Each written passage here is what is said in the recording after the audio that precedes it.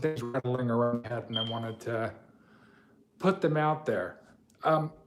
In particular, I was watching this whole thing with Meghan Markle or whatever it is, and thinking about what I think, how wokeness is actually functioning in society. Like, what is it actually doing instead of what it says it does? And I mean, it's not exactly an original thought at this moment to say that, it's pretty obvious if you're paying attention that this is a way that, people can elevate themselves and become it's a way of signaling your belonging to an elite element of society. But it is strange that a ideology that claims to be fighting for the oppressed seems to be made predominantly up of like wealthy white people and people of color who seem to be upwardly mobile. It's particularly like white women. They seem to be kind of the ones propelling this whole thing. And I'm not a big fan of racializing everything, but that's the way people are speaking about things again, and it just sort of is what it is for the first time in my lifetime, at least. But okay, so how is that functioning? So here's what I think it is. I think there are a lot of that the meritocracy that was America, or that America always tried to be, and really was more than any other place for a long time, and in some ways still is, it appears that has degraded. It seems that a lot of things are sort of grandfathered in. Now to get into an elite university, you have people who you have to pay $70,000 a year or something now. It costs, so it's either you wind up, taking out ridiculous amount of loans, or you have wealthy parents. And the thing is, if you take that amount of loans, you're not going to be in a financial situation where you can really do much of anything. Those are handcuffs. Some people, if you went into the right thing, you'll be able to pay the $2,000 a month or whatever ridiculous thing it is, and be able to elevate yourself up. But that's a difficult thing to do. So really, you have a lot of people who are just have this debt weighing them down, so that they can't really function in society or add anything to society in any meaningful way. That's just one example. But so really what that means practically is there's a whole lot of people who are wealthy because they are wealthy. There's a whole lot of people who their parents had money, and because they have money, their money makes them money, and they can, give their kids some money, and then their kids can, get into the same social circles that allow them to have money, and on and on and on. And I think especially since 2008, when essentially the free market really ended, you had these institutions that were extremely irresponsible be bailed out by the Federal Reserve. It's far too technical, kind of, for most people to realize what a big deal that was. But really, anybody who's wealthy would have been totally wiped out in 2008 if it were not for the Federal Reserve pumping, $1 trillion into the system to keep it propped up. All of those institutions that had made certain mistakes would have been totally wiped out, and a lot of fortunes would have been wiped out. And a lot of the people who would have not had money would have demanded changes to the system. But that didn't wind up happening. So what happened instead is that since 2008, there has been a massive consolidation. More than any other time in history, there has been such a massive consolidation of wealth to the very elite. And during that period of time, they've continued, even though they got bailed out, they benefited so much from that. Because now it means that, and this has been said before, but they know if things go down enough, if things get rough enough, the Federal Reserve will come in and bail them out just to maintain, the global financial system, and there won't need to be a lot of reforms. That is a total fundamental changing of the system. And here's the thing. The people who are wealthy people who are, in the United States for a number of reasons, let's say predominantly white, although that's changing now. Those people, I think they feel a tremendous amount of guilt. And they know that America is increasingly kind of a scam. They don't feel any obligation to do things for the society around them. They see themselves as being like cosmopolitan, global individuals. And I think a lot of this comes from the sort of baby boomer culture, which is the first generation in the United States that took everything for granted and just sort of made things about themselves. And that's why there's tens of trillions of dollars that they're still just pouring on without any consideration for all the generations who they're totally leveraging their future. And then if you bring this up, they get upset. They're like, oh, well, they like turn it around on you. But really what it is a way for people who have been grandfathered in to this system.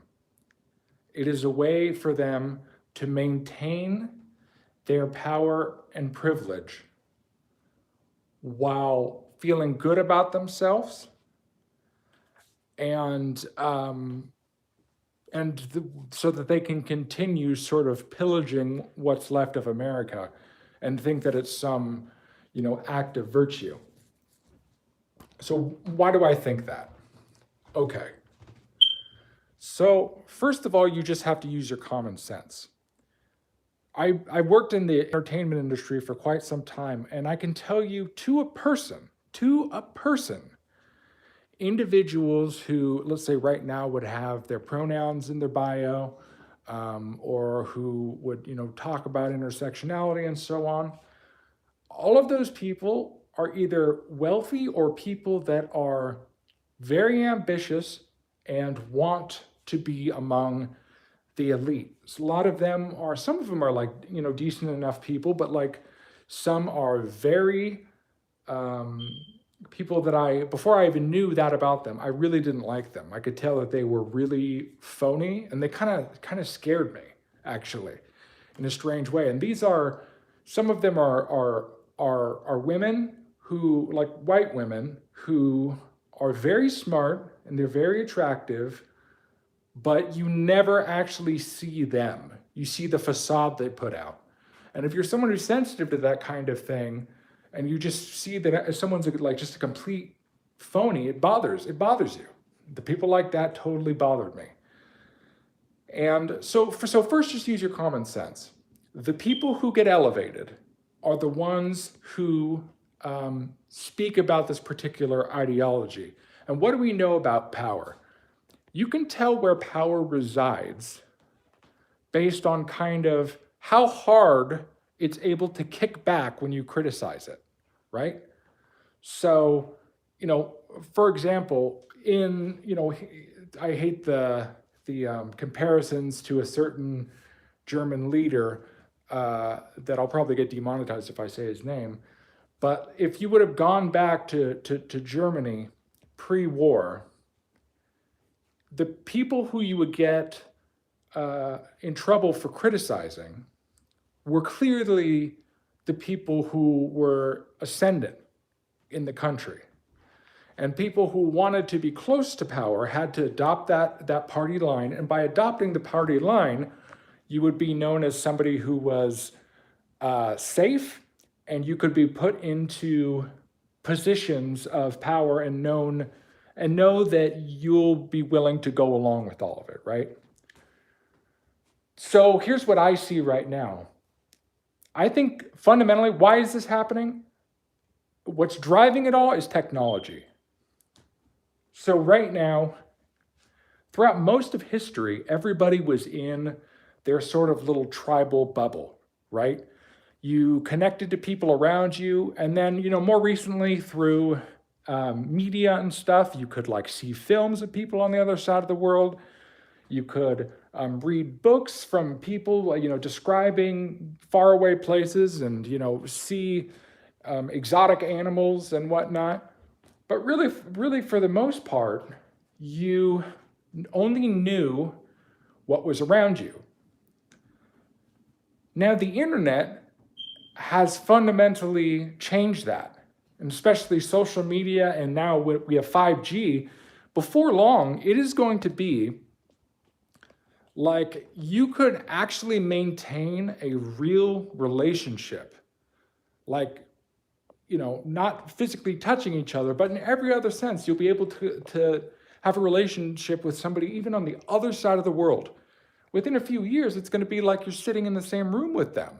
You can't touch them, obviously, for now, but like I know people on the other side of the country who I talk with all the time. And we even get to watch movies together, do all sorts of stuff. And that's only going to continue.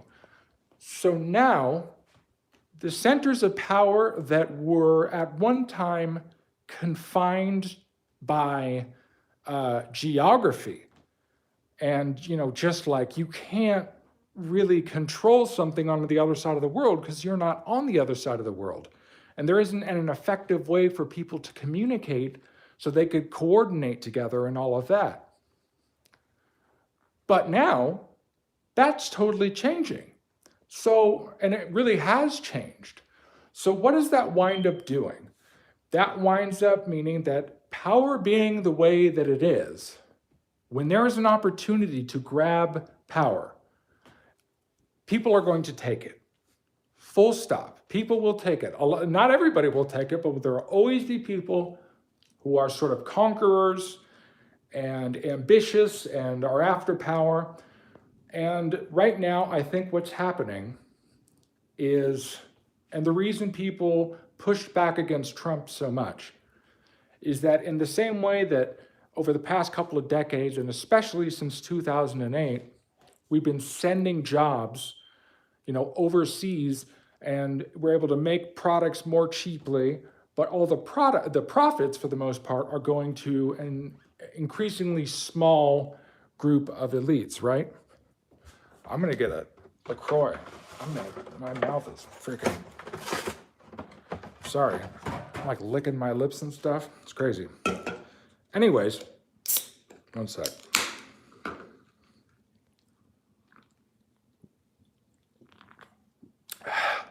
Gotta love these things. I have like 10 of them a day. Anyways, so now you have the ability for people to, you have the potential for global power for the first time. For the, all the James Bond villains, they always wanted to take over the world. Now it's actually possible, theoretically, to have some sort of system that has taken over the world.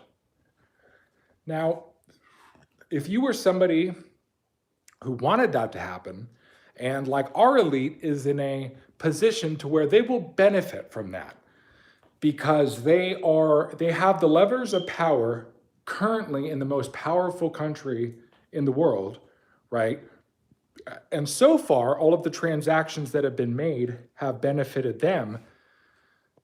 So, but the thing, as the elite within our country, what is the one thing that is holding them back from continuing to get even more wealthy and to have even more privileges? What is holding them back? And that is the United States itself. The United States, for a very long time, has been, well, not a very long time, but for quite some time, has been the country that has essentially led the world, right? And now there are forces that I'm not actually making a judgment as to whether this is good or bad, but there are certainly forces that want the world to not be, fully led by the United States. And frankly, in many ways, if we look at the kinds of wars that's going on, the social unrest, there are reasons why people think that America isn't respected in the same way that it used to be, and so on. So this is where wokeness comes in. This shift, this reimagining of borders and global power that's going on, including the connection of markets and capital across the world, where commerce is now totally global. Money is global, therefore power is global. So now here's the thing. If you wanted that to happen, the people in the United States are going to start noticing. They're going to be resentful of that. And they are going to say, hey, I see what you're doing. You are loading this place up with a bunch of debt that you're never going to have to pay. You're putting all this money in your pocket, and you're getting, rich off all of these transactions. And so the election of Donald Trump, for example, one of the reasons they hated him so much is because of his thoughts on trade. And then, it's because that would mean that the world, which was moving to this much more global system where there's global power, would have things go back specifically to the United States. And that is not something that the most powerful people, like heads of massive companies, which are now international, so there's international money, heads of, all sorts of institutions. So what do? You say, you have to use the values of the United States against itself. What you have to do to allow that to happen is create a distraction for the people. You can't talk about how markets are changing and shifting. You can't talk about how America will be losing a lot of its power. You can't talk about that stuff. So what do? It's the oldest trick in the book. It's divide and conquer. There are so many things in this country now that people across political lines agree on. Like mass majorities agree on stuff. But why is it that the elite class is racializing everything and attacking people who don't conform and doing things that even 10 or 15 years ago everybody would have agreed are just egregious? It's racist. It's the definition of what racist used to mean. But I think it's because fundamentally, if there are certain people who become so toxic because of this, you've pushed on the wound so much that individuals who actually could make common cause with one another don't do it because they are so convinced that the person on the other side who actually agrees with them on certain things is so odious. There's like that weird overlap between a Tucker Carlson and a Bernie Sanders. But there will be enough people, if you watch the comment sections, if you look for somebody on the right or the left, particularly on the left, saying anything nice about someone on the right, is they will police you. They will get you back in line. They will police the borders of their tribe. And they'll say it's because, well, that person's a white supremacist and, all this different stuff. And they probably really believe that. But the way the media has operated is so that people will be suspicious of one another or be suspicious of the other tribe and not be able to connect in any way. Because that's the thing. Because, the elite people are able to consolidate power globally. It also gives people within the interior of the United States and elsewhere, it gives them an awful lot of power if they decide to use it. And that's what they're worried about. If you go into the most working class places, like I took a temporary job on a UPS truck, actually just over Christmas. And it's as working class as it gets. And it's very conservative in its own way, but they are totally, the idea of judge people by the content of their character, that's where everybody's at. They don't buy into the anti-racist stuff, but it's not like this thing where like the working class is like, super regressive and stuff like that. It's like so embedded now in American culture that you should judge people as an individual. That's one of the things that we've done right. And people have spent so much time with people of different backgrounds and different races and stuff like that, that it's very hard to make people actually like dislike people because of stuff like that. And even if you watch woke people, they're exactly the same way. It's like, you go to one of these elite universities, and as long as you speak woke, you'll be friends with people from all over. But it behooves them to make it seem as though it's the racists and the anti-racists. So, I think that the people who are elites, as this is happening, there's one last thing that's very important to mention in this. The individuals who are at the top of this hierarchy, they're very guilty, and they know that something is wrong. They know that the way all of this is going down is wrong. So what do they wind up doing? The other thing that wokeness winds up doing is the wealthy and the well-connected white people, they, no matter what, are going to be able to stay in power and continue to benefit from the global consolidation of markets if they speak woke. And through speaking woke, their power will not be challenged because people will not be unifying around economic things. They'll be divided so they're easy to control.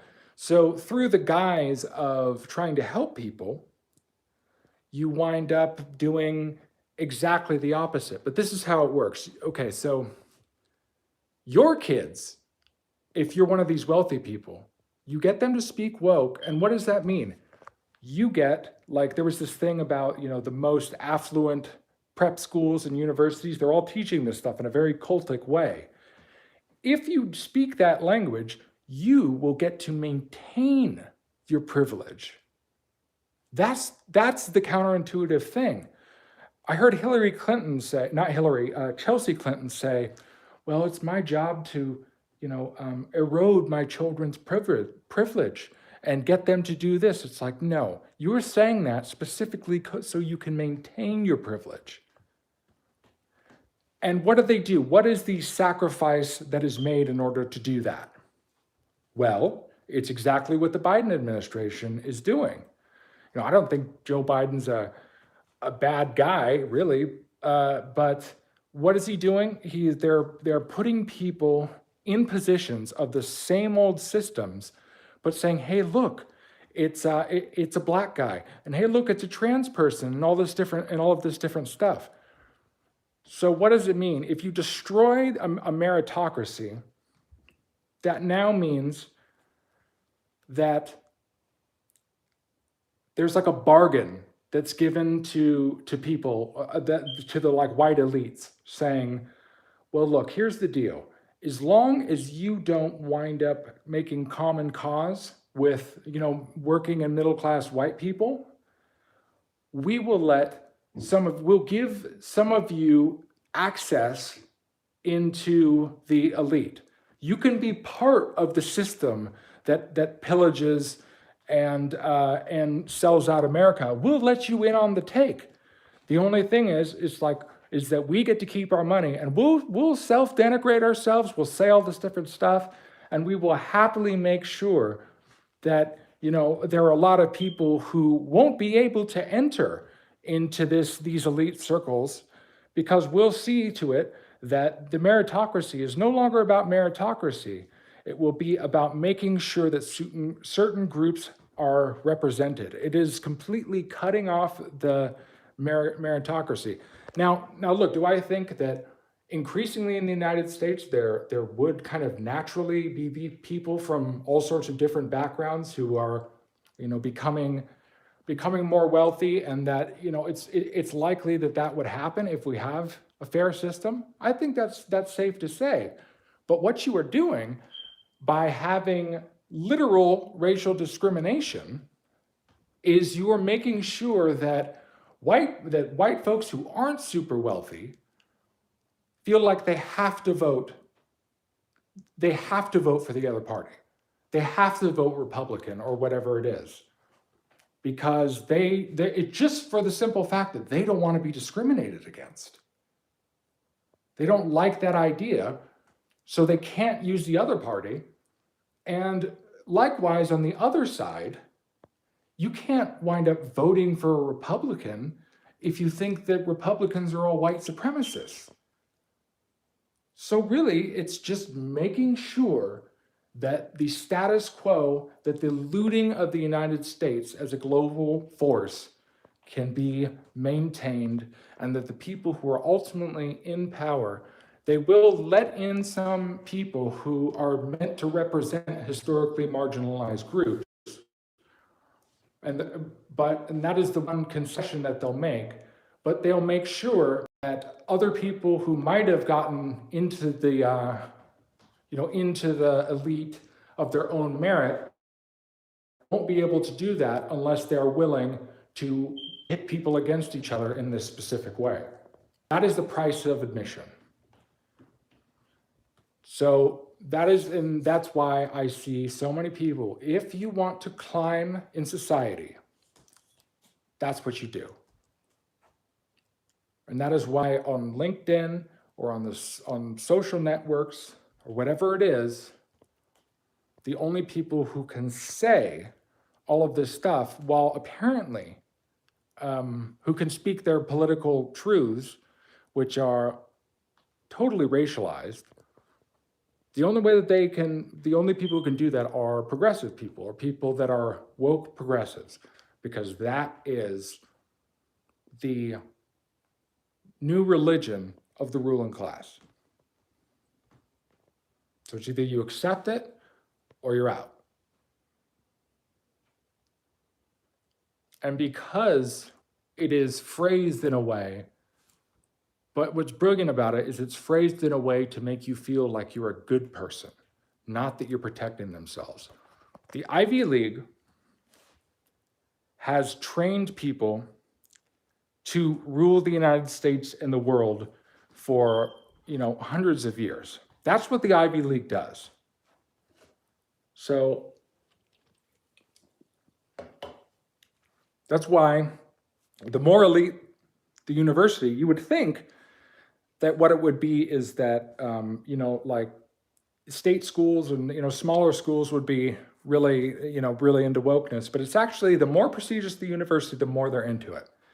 Because whether they realize it or not, The ideology does not challenge power in any significant sense. And I think people are becoming wise to this. So really, I don't think that this stuff is necessarily even conscious. I think that it's a lot of different things. I think it's actually that there are people who are actually like decent, really decent people who are in the elite and are doing this because they feel bad. They kind of know that they don't really deserve all of this. So they're kind of doing these religious gestures to absolve themselves. But that's what it is, I think. Now I've gone on too long, and everybody left already. Okay, I'll see you all later.